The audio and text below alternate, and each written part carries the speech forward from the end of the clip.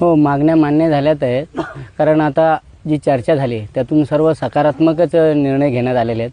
मात्र त्यासाठी लागणारी काही बाबी आहेत, जसे की मंत्रिमंडळाची बैठक असेल, शासन निर्णय होणे.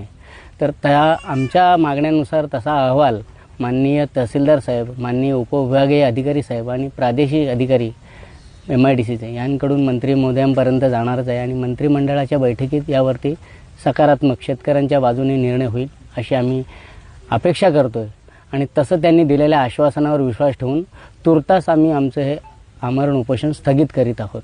माननीय उपमुख्य कार्यकारी अधिकारी MIDC यांच्या अध्यक्षतेखाली आणि माननीय आमदार श्री बालाजी किनीकर साहेब, माननीय आमदार श्रीमती सुलभाताई गायकवाड व उपविभागाधिकारी आणि माझ्या उपस्थितीमध्ये MIDC महापे कार्यालय येथे बैठक पार पडली.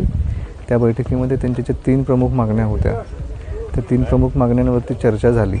त्यामध्ये मौजे काकोळे आणि मौजे पाले येथील 6 सर्वे नंबरच्या मागण्यांचा उल्लेख आहे.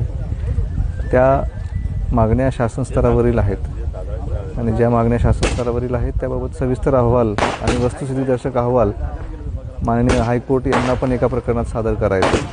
अशा 3ही मागण्यांवरती सकारात्मक चर्चा झालेली आहे. त्याची कालमर्यादा ठरवली गेली आहे आणि ती कालमर्यादा